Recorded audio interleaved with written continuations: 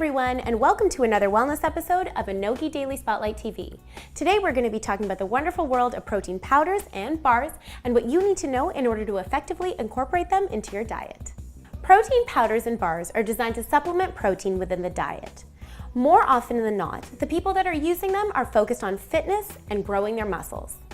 Protein sources include whey, casein, soy, and plant-based sources. Protein powders and bars are also useful for adolescents because as their bodies continue to grow, they continue to need more protein. Now, if you're new to working out and you're looking to build some muscle, you're going to need more protein than you normally would. This is where protein powders and bars come in handy. Now, if you're embarking on a more intense fitness regime, you're also going to require more protein. So if you were working out for just a half an hour a few days a week before and are now thinking about training for a half marathon, you're going to want to take in more protein. And finally, if you're pursuing a vegan or vegetarian lifestyle, you're also going to want to make sure that you're taking in enough protein via supplements because your diet is lacking in common meat sources. Now, in the world of protein powders and bars, the options are limitless. There are a variety of brands and flavors, but how do we choose what's best for us? I've got some tips. Now, in terms of protein powder, the good news is that it's really not all that complicated. You want to look for a protein powder that is in line with your daily caloric requirements, is all natural, and low in sugar. Now, in terms of carbohydrates, there are two sides of the spectrum. If you're focused on more endurance-related activities or exercise, you're going to want to have a protein powder that is higher in carbohydrates. However, if you're focusing on protein powder as a supplement for a meal replacement or a snack, you're going to want to choose something that's lower in carbohydrates. Now, an important thing to consider with protein powders is the type of protein you're going to be taking in.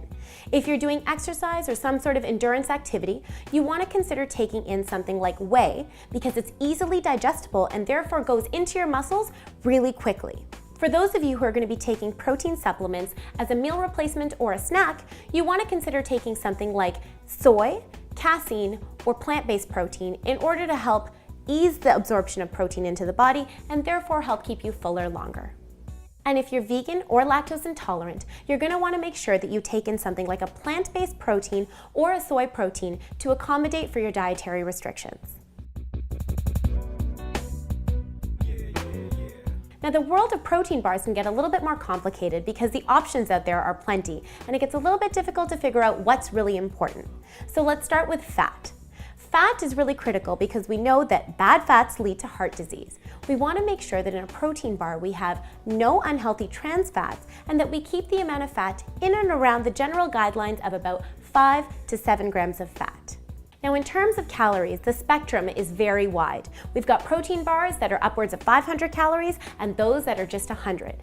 It's really important to figure out what you need based on how it is that you're going to be consuming your protein bar. If you're taking it in as a snack, you're going to want it to be somewhere in and around the 150 to 170 range, whereas if you're making it more of a meal, you're going to want it to be about 270 to 350 calories.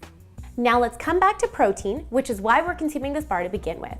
You really want to take a look again at what the source is of the protein that you're taking in. Is it whey? Is it casein? Is it soy? Or is it plant-based? And again, you want to make sure that you're getting in enough protein from the bar. So some bars say that they've got a lot of protein, but you'll see there's only 5 to 6 grams of protein in there. What you're looking for is something more like 15 to 20 grams of protein to really get the value out of the bar. Now, once again, carbohydrates can be a little bit tricky because depending on when you're taking in the bar, you either want to have more or less carbohydrates. So after a workout, you want more. If it's just going to be as a snack, you want to keep the carbohydrates moderate.